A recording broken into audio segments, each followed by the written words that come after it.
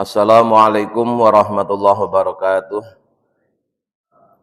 Bismillah, alhamdulillah, assalatu wassalamu ala rasulillah Sayyidina wa maulana Muhammad ibn Abdillah la nabiyya ba'dahu wa ala alihi wa man tabi'ah minat dunya ilal qiyamah la haula wa la quwata illa billah amma ba'du. Hadirin ma'asyiral muslimin hafizakumullah. Pagi ini akan kami bacakan penjelasan tentang karahatul maut, tidak suka dengan kematian. Wa amma karahatul mauti, adapun tidak menyukai kematian, itu fa amrun, maka merupakan perkara tabiiyun yang asli atau karakter dasar setiap manusia, itu tidak menyukai dengan yang namanya kematian. Maunya hidup terus. Sehingga sampai yang sudah usia di atas 80 tahun pun minta didoakan supaya panjang umur.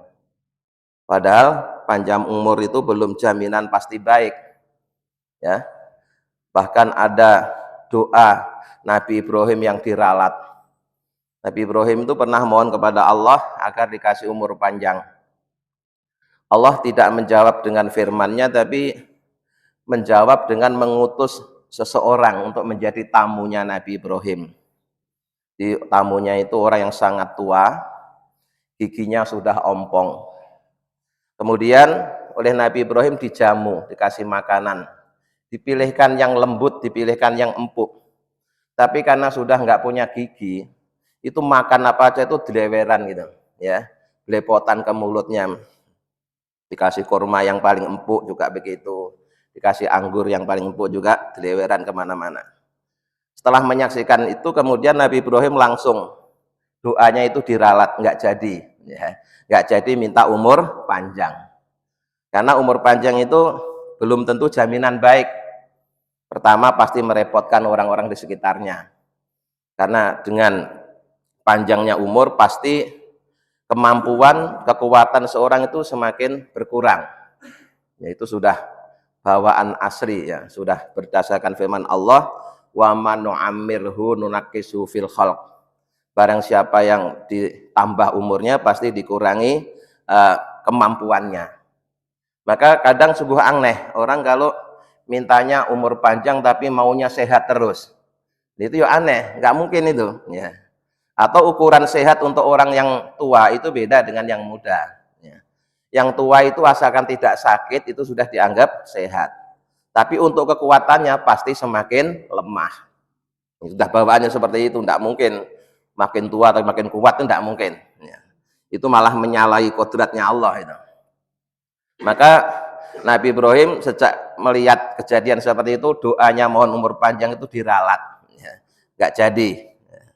Jadi memang karakter dasar manusia itu maunya umurnya panjang, sehat terus, gitu, maunya begitu. Ya. Layakatu, hampir saja sapal insanu manusia itu yang faku, melarikan diri anhu, dari kematian.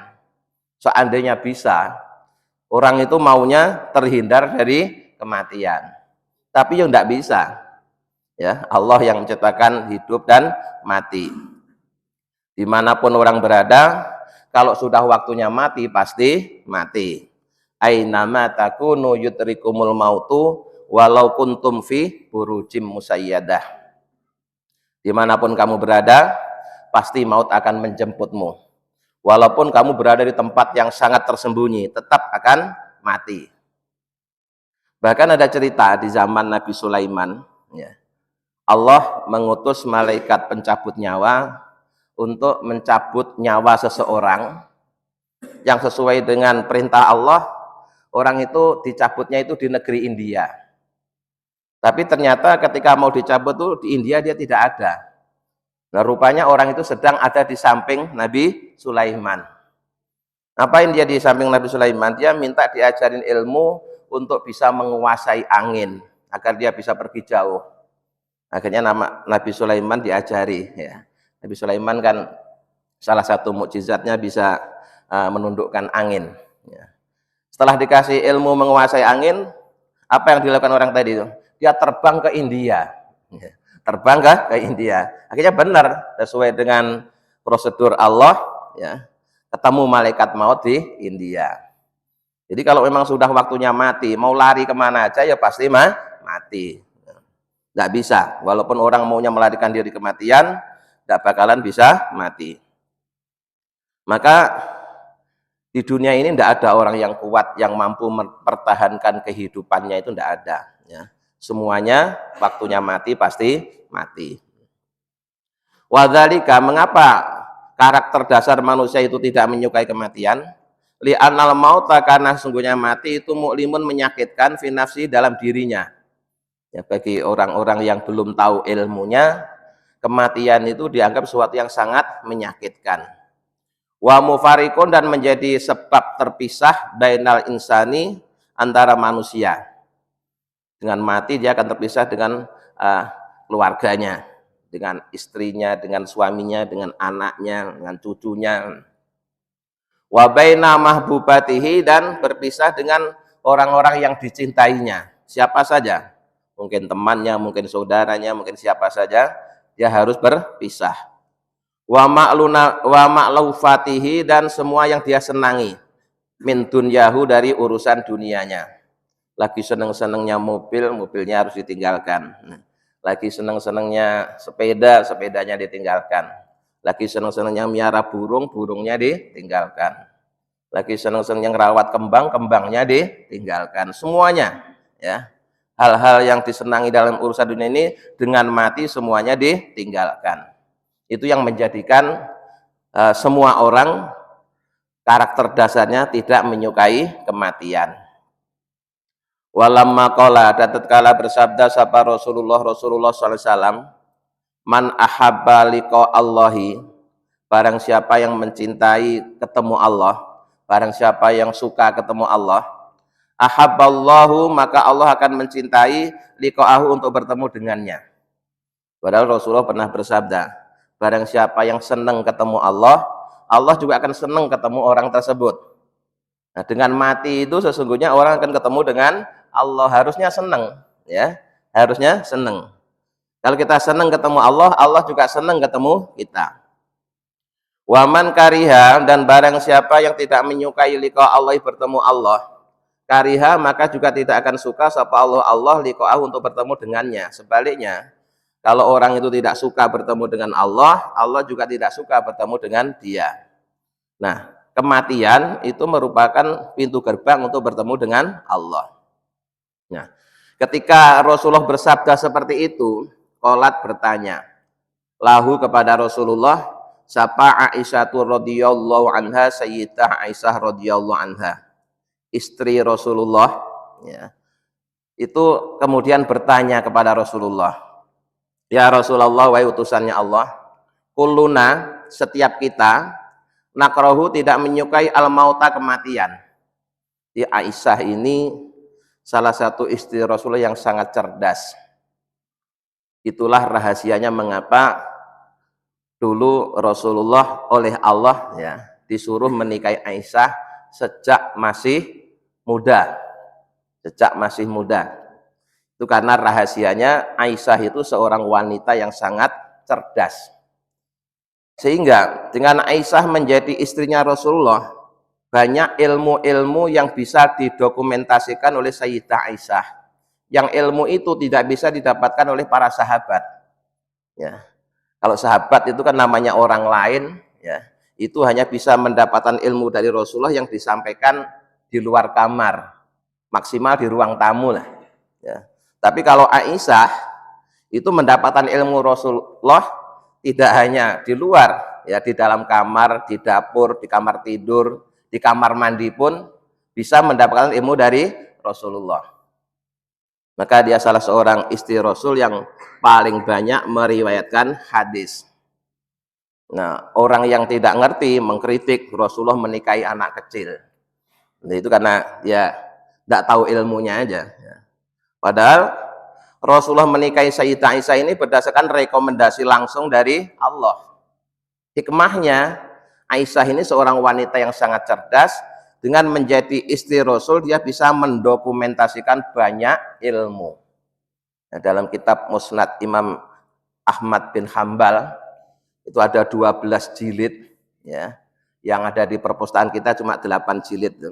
Itu ada yang 1 jilid, 1 juz itu semuanya rawinya dari Sayyidah Aisyah.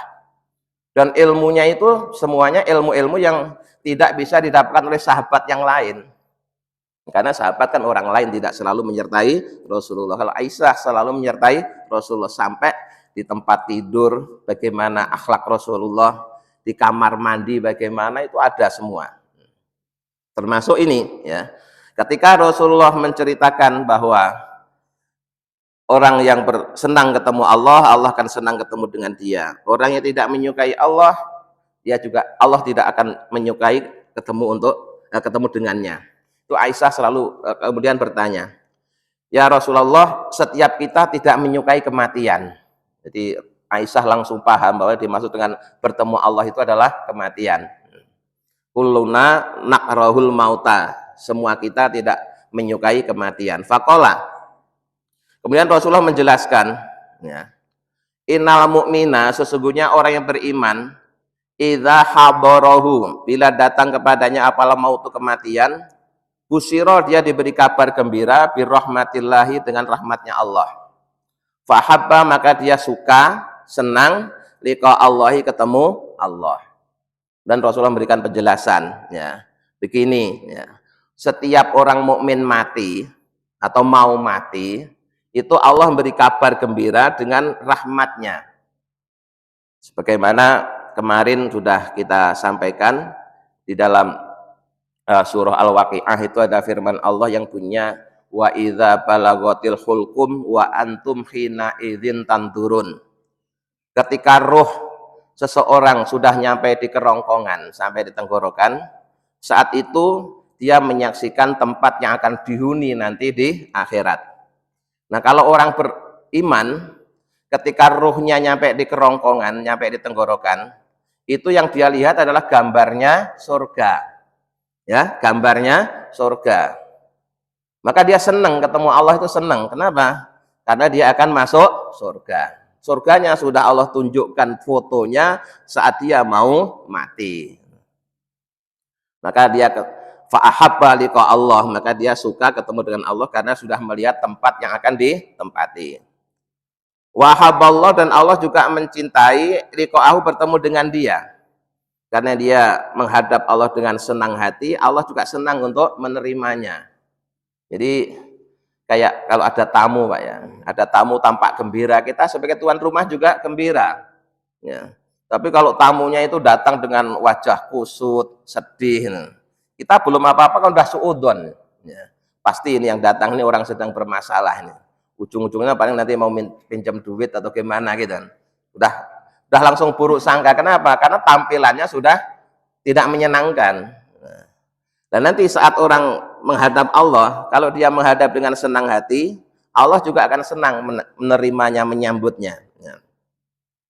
Wa inal kafiro, sebaliknya jika orang kafir, idza hadarahu, tatkala mendatanginya apalah mautu kematian, busiro, dia diberi kabar bi'adzabillah, dengan azab Allah yang tampak bukan gambar surga tapi gambar neraka. Saat mau mati yang dia lihat adalah api yang berkobar-kobar. Fakariha, maka dia tidak menyukai liqa Allah, untuk bertemu dengan Allah. Wakariha, dan juga tidak suka sapa Allah liqa'ahu, untuk bertemu dengannya. Akhirnya dia nggak senang ketemu Allah, Allah pun juga tidak senang ketemu dengan dia. Nah, orang yang tahu ilmunya seperti ini kan dia akan bergembira kalau dia orang yang beriman. Asalkan dia beriman, ya, yakinlah saat ketemu Allah kita akan mendapatkan nikmatnya, akan mendapatkan rahmatnya, akan mendapatkan kesenangan yang luar biasa, akan menyaksikan surga. Ya, waktu mau mati sudah menyaksikan gambarnya, kemudian ketika pada saatnya nanti dia akan masuk surga. Itu harus yakin betul. Ya. Jangan kemudian kita dibisiki sama setan, itu kan belum tentu. Ya. Kalau ada kalimat itu kan belum tentu, itu sama aja. Sebagaimana kita belum tentu masuk neraka, belum tentu masuk surga, kita juga belum tentu masuk neraka. Gitu ya. Sebagaimana belum tentu masuk surga, kita juga belum tentu masuk neraka, sama-sama belum tentu kan. Nah, daripada kita terus lebih yakin pada masuk nerakanya, kan lebih baik yakin pada masuk surganya. Ya, itu belum tentu. Nah, belum tentu diampuni. Tapi juga belum tentu tidak diampuni. Sama-sama belum tentu kan? Kalau sama-sama belum tentu, kita lebih baik yakin pada yang baik. Ya, makanya kalau orang itu mau mati, perbanyak husnudzon billah, berkeyakinan baik kepada Allah. Yakin Allah itu maha baik, maha mengampuni, maha melindungi, maha menyayangi, begitu. Maha menerima tobat. Walaupun sebenarnya Allah juga maha menyiksa, ya, maha mengadab, bisa aja. Tapi ketika seorang mau meninggal dunia, dianjurkan, ya, yang paling banyak itu adalah husnudon, banyak rojaknya, jangan khaufnya. Ya. Karena salah satu bisikan setan, Pak, ya, itu membuat orang-orang yang sudah tekun ibadah itu menjadi tidak nyaman. Karena dibisikkan kalimat belum tentu tadi itu. Sholatmu belum tentu diterima, ibadahmu belum tentu diterima. Enggak, walaupun kita sudah sholat, sudah ibadah menjadi tidak nyaman gara-gara bisikan itu tadi. Ya, maka bisikan itu harus dijawab. Kalau soal belum tentu ya sama aja, belum tentu ditolak. Ya, belum tentu ditolak. Itu jawabannya. Jadi Syekh Abdul Hasan Asadili dalam satu kesempatan ketika sedang kasaf, ya, ketika merenungkan firman Allah min syarril waswasil khannas, ya, bahwa setan itu salah satu aktivitasnya adalah membisikkan keraguan-raguan dalam manusia, hati manusia. Itu salah satu yang dibisikkan adalah orang-orang yang sudah tekun ibadah, orang-orang yang sudah beriman dibisikkan keraguan-raguan, ya, sehingga menjadi tidak nyaman dengan ibadahnya, ya, tidak yakin dengan maha baiknya Allah, maka harus dilawan. Nah, maka Sayyidah Aisyah pun setelah mendapatkan keterangan dari Rasulullah ini menjadi tidak takut dengan kematian. Kenapa? Karena yakin orang beriman ketika mau mati akan menyaksikan rahmatnya Allah, sehingga dia senang ketemu Allah, Allah juga senang ketemu dia, gitu. Yang penting iman, ya, yang penting imannya itu. Wa fi wasfil mu'mini, dan dalam mensifati orang yang beriman, al-mahbubi yang dicintai, al-madkur yang disebutkan, fi qaulihi alaihi salatu wasallam, dalam sabda Rasulullah SAW, anillahi, dari Allah. Jadi maksudnya adalah hadis qudsi, ya. Di Rasulullah mensifati orang iman yang dicintai oleh Allah dalam sebuah hadis qudsi. Tapi di kitab ini tidak disebutkan semua hadisnya karena sangat panjang, hanya dinukil sebagian kalimatnya saja. Innal mu'mina, sesungguhnya orang yang beriman, ma taqarraba, tidaklah dia mendekat. Sapa al mutaqarribuna, orang-orang yang mendekat. Hanya dinukil segitu, kemudian fasaqo, kemudian Rasulullah melanjutkan hadisnya, ila anqala, sampai kalimat wa ma taraddatu, dan tidaklah aku ragu-ragu, fisai'in, tentang sesuatu, ana fa'ilu, yang aku pelakunya, kataradduti, sebagaimana aku ragu-ragunya, fi qabdin nafsi abdi, dalam mencabut nyawa hambaku, al-mu'mini, yang beriman, yakrahu, yang tidak menyukai, al-mauta, kematian, wakrahu, dan aku Allah juga tidak menyukai masa'atahu, untuk menyakitinya, tetapi wala budalahu minhu, tetapi aku harus melakukannya. Di hadis itu panjang, kemudian di akhir kalimatnya itu Allah sendiri, ya, ketika mau mencabut nyawa hambanya yang beriman, itu kadang-kadang juga timbul rasa kasihan, ya. Ini dicabut apa enggak ya? Dicabut itu takut menyakiti, tapi tidak dicabut sebagaimana nanti bisa ketemu dengan aku, gitu. Ya. Jadi Allah sendiri menggambarkan seperti itu, ya. Jadi Allah tidak tega menyakiti hambanya beriman, itu tidak tega, ya. Allah tidak tega menyakiti hambanya yang beriman. Nah, sementara orang yang beriman itu menganggap bahwa dengan dicabut nyawanya itu akan tersakiti. Maka Allah sendiri juga tadi, ya, padahal Allah maha kuasa untuk melakukannya, antara dicabut dengan tidak dicabut. Ya, kalau dicabut dia akan kesakitan, padahal saya tidak ingin menyakiti dia. Tapi kalau tidak dicabut, dia tidak bisa ketemu dengan aku. Ya, jadi itu yang dimaksud dengan wa akrahu masa'atahu walabutalahu minhu.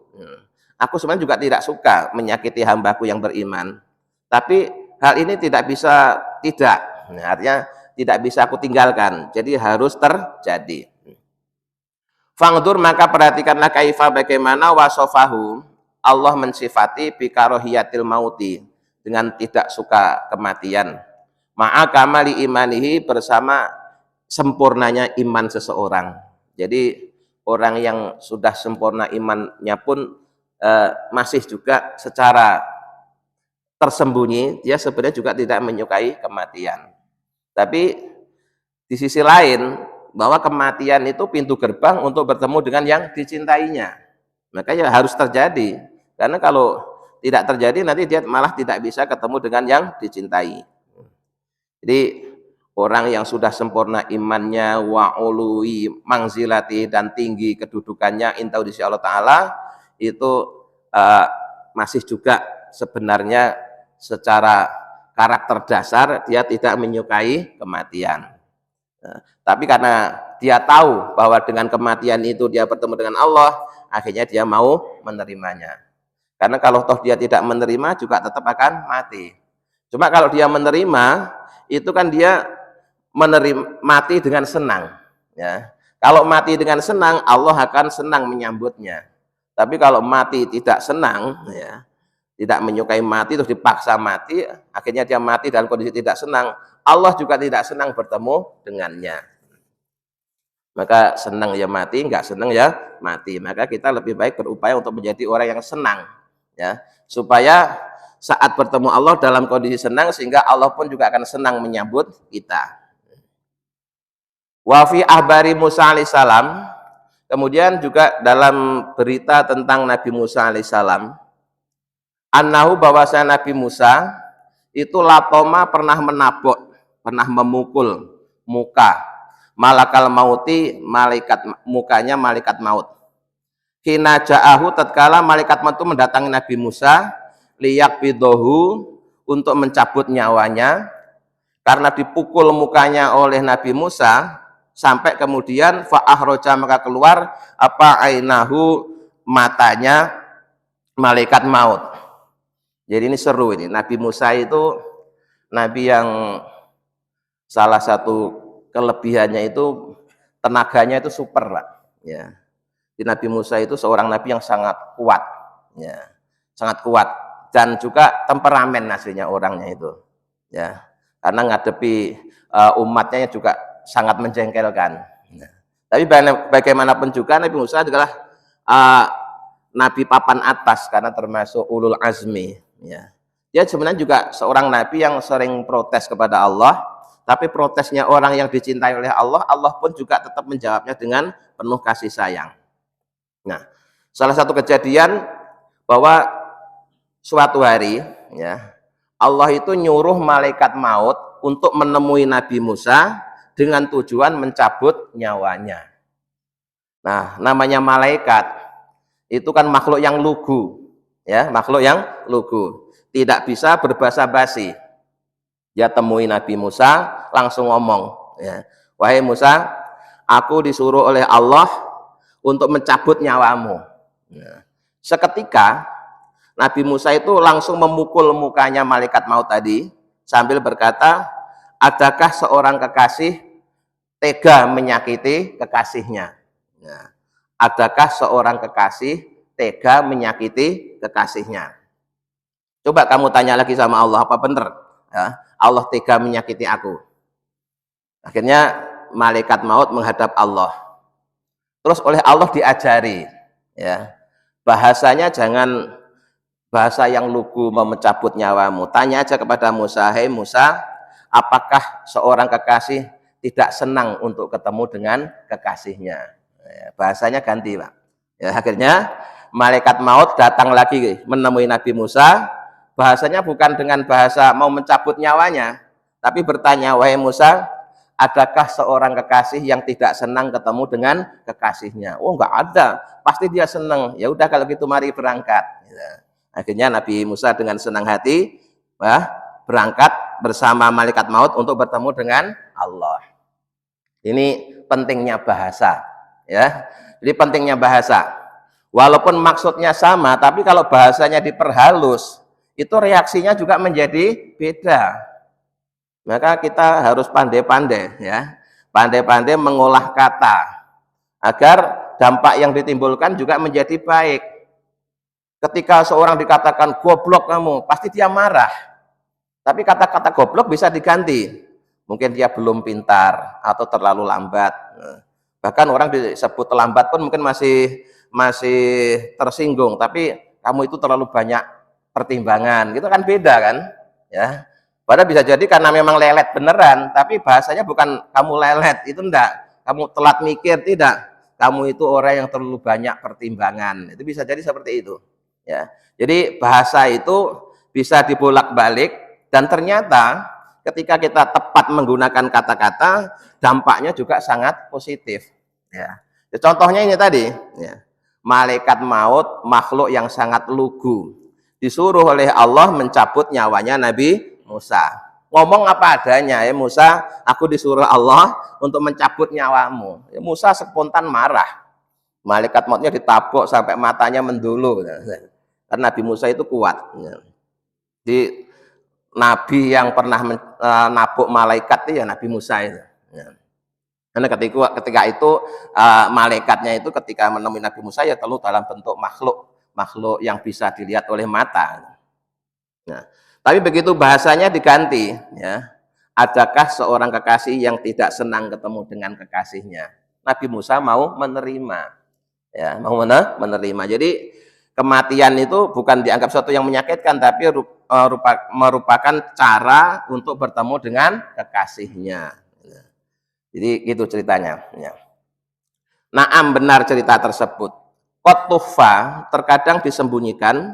Apakah rohatul mauti tidak menyukai kematian? Hatta la tuhassa, sehingga tidak disadari, tidak dirasa. Fi hali kuwati roki anwaril ma'rifati, dalam kondisi orang itu sangat kuat cahaya ma'rifatnya, wal yakini, dan yakinnya kepada Allah. Jadi orang-orang yang imannya telah sempurna, orang-orang yang imannya telah kuat, telah mengenal Allah, itu sebenarnya di dalam hati kecilnya juga tidak menyukai kematian. Cuma rasa tidak menyukai kematian itu kalah dengan cahaya pengenalan dia terhadap Allah. Ya. Jadi keinginannya ketemu dengan Allah yang sangat dicintai itu lebih kuat daripada takut atau tidak suka dengan kematian. Ya. Jadi takut atau tidak suka dengan kematian tetap ada, cuma kalah dengan senangnya untuk bertemu dengan Allah. Kayak anak kecil mau disunat, terus diiming-iming dikasih hadiah. Sebenarnya dia takut, ya, disunat itu takut karena berdasarkan informasi sunat itu sakit. Tapi sebelum disunat dia kasih tahu bahwa kalau kamu mau disunat nanti mau dibelikan mainan yang paling dia sukai atau mau dikasih duit sekian juta gitu. Akhirnya yang dibayangkan itu bukan sakitnya, tapi duitnya, gitu ya. Duit atau hadiah yang mau diberikan itu. Nah, orang-orang yang mau mati, untuk orang-orang yang imannya telah sempurna juga begitu, ya. Sebenarnya dia tahu dengan mati itu akan terasa sakit, gitu. Tapi karena dia lebih kuat keinginannya ketemu dengan Allah, lebih kuat keinginannya mendapatkan anugerah dari Allah yang sudah tampak gambarnya, itu kemudian rasa sakitnya itu menjadi tidak terasa, ya, rasa sakitnya itu menjadi hilang, walaupun ada tapi sangat sedikit sekali.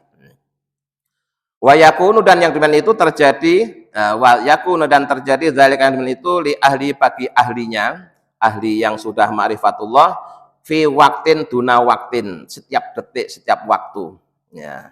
Artinya selalu dalam dirinya itu bahwa bertemu dengan Allah itu sangat menyenangkan, maka walaupun harus mati, harus sakit, dia tidak masalah. Sehingga takutnya kepada kematian itu walaupun tetap ada tapi tinggal sedikit. Wa amal amrul amu, adapun untuk urusan orang awam, fi ahlil imani dalam ahli iman, ya beriman tapi orang-orang awam. Bahwa annahum bahwa dia sesungguhnya yuhibbuna, dia mencintai ilal mauti pada mati, lima karena suatu fihi dalam kematian min liqa'illahi ta'ala. Ya. Dengan mati dia bisa bertemu dengan Allah.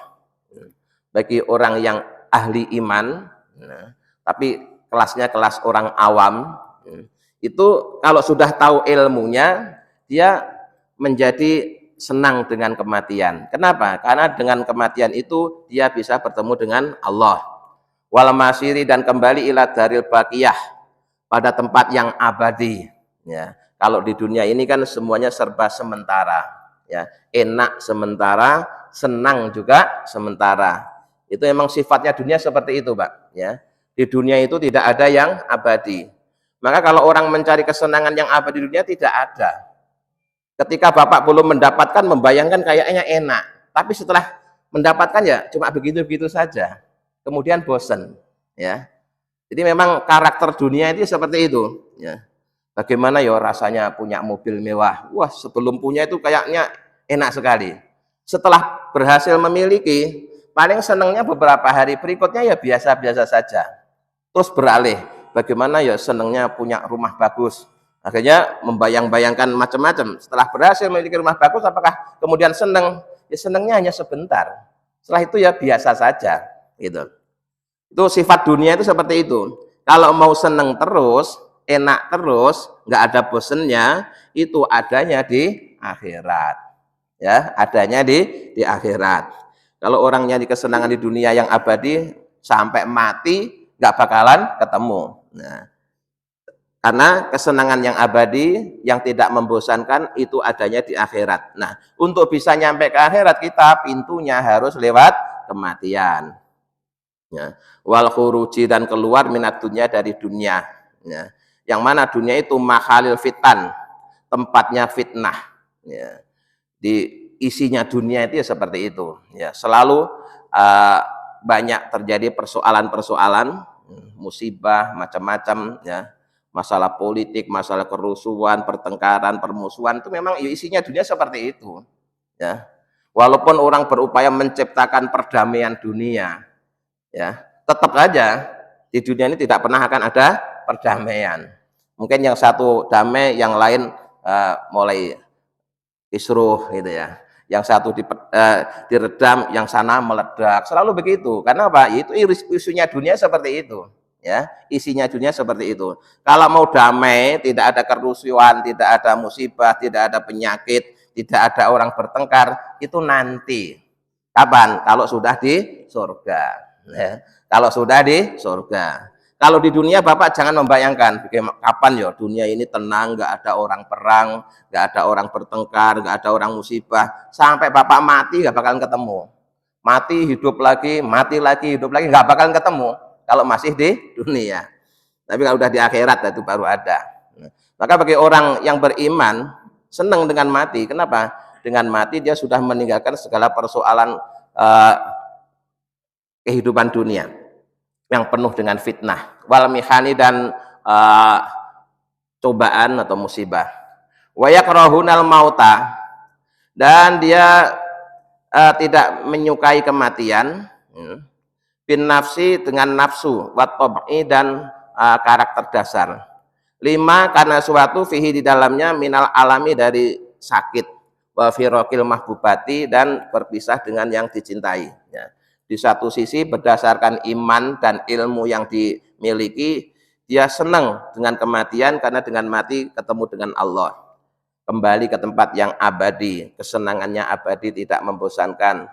Terbebas dari segala macam malapetaka urusan dunia. Nah, di satu sisi seperti itu. Tapi di sisi lain, dia juga tidak menyukai kematian. Kenapa? Karena dengan mati dia akan terasa sakit, berpisah dengan yang dicintai. Nah, itu akan tarik menarik. Ya. Wa kullama kana, dan tatkala keberadaannya iman itu aqwa, lebih kuat. Kanat maka adanya apal karohatu tidak menyukai kemati, itu akola akan sedikit. Ya, tinggal lebih kuat yang mana ya. Kalau pas kuat imannya, dia lebih senang mati daripada hidup. Tapi kalau pas imannya melemah, dia takut dengan mati, lebih seneng hidup gitu. Itu yang terjadi pada orang biasa, ya. Yang terjadi pada kita-kita inilah ya. Mungkin kalau pas habis ngaji itu ya kayaknya ya iya oh gitu ya. Kayaknya oh saya enggak takut mati, saya kan beriman, nanti dicambut dengan Allah dengan gembira. Pas ngaji begitu. Tapi nanti bisa jadi keluar dari pengajian udah beda lagi, ya. Wah, tapi mati itu sakit loh. Mati harus meninggalkan anak istri, harus meninggalkan harta benda, harus meninggalkan orang yang dicintai. Itu setiap hari terjadi seperti itu, Pak. Naik turun, naik turun. Itu makanya hidup adalah perjuangan. Yang dalam bahasa tasawufnya disebut mujahadah. Ya. Jadi tergantung mana yang lebih kuat nanti. Nah, saat mau mati juga begitu. Kalau pas mau mati yang kuat adalah imannya, maka dia tidak takut dengan kematian. Tapi kalau pas mau mati yang kuat adalah nafsunya, dia akan ketakutan. Walaupun sudah beriman tapi masih ketakutan. Makanya mari mulai sekarang ya kita lebih banyak rojak. Sekali lagi lebih banyak rojak ya. Rojak itu berharap kepada Allah dan selalu mengingat-ingat akan kebaikan Allah. Jadi yakinlah Allah itu lebih sayang kepada kita daripada ibu kita sendiri. Sebagaimana selama ini Allah telah menyayangi kita saat kita hidup, yakinlah nanti saat kita mati pun juga Allah tetap akan menyayangi kita. Lalu bagaimana dengan orang-orang yang kita tinggalkan? Itu urusannya Allah. Ya. Karena apa? Ketika kita hidup pun sebenarnya yang ngasih rezeki anak istri kita itu ya Allah. Ya. Dan nanti saat kita mati mereka juga tetap diurus oleh Allah. Cuma kadang-kadang kita loh nanti kalau saya mati bagaimana anak saya kan masih kecil itu kita tanpa sadar kita telah menjadi orang yang sombong tuh.